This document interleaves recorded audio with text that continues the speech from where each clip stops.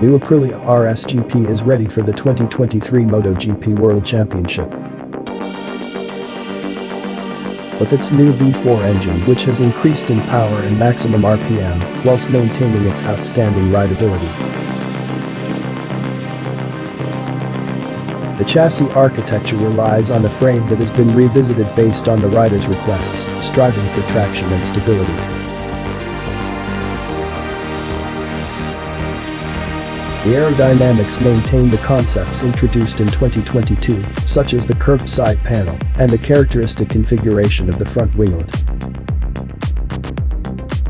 The electronics benefit from the introduction of a new Magneti Marelli ECU and refined strategy management.